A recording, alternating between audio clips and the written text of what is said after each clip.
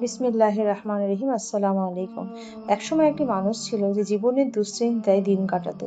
রিজিকের চিন্তা, দায়িত্বের বোঝা, ভবিষ্যতের ভয় এসব তার অন্তরকে ভারী করে রাখতো।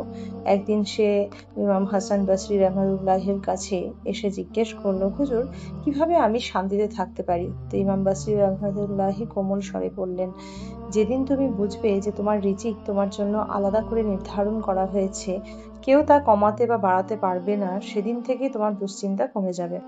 আল্লাহ যেটা লিখে রেখেছেন তা তুমি পাবেই। এ নিয়ে ভয় পেও না।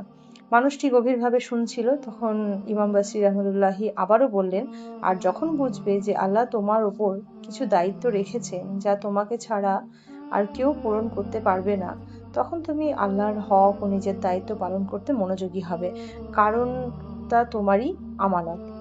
তিনি কিছুক্ষণ থেমে বললেন, আরেকটি সত্য জেনে রেখো, মৃত্যুর হাত থেকে পালানোর কোনো রাস্তা নেই। একদিন তা তোমাকে খুঁজে নেবেই। তাই মৃত্যু আসার আগেই নিজেকে প্রস্তুত করো, ভালো কাজ করো, সৎ পথে চলো, কারণ সময় খুবই অল্প।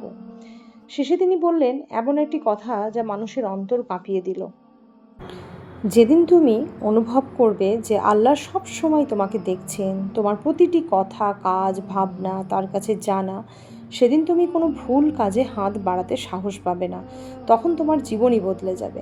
মানুষটি নিঃশব্দে মাথা নিচু করে ফেলল। তার অন্তর হালকা হয়ে গেল। সে বুঝল শান্তির দরজা বাইরে নয়, নিজের ভেতরেই।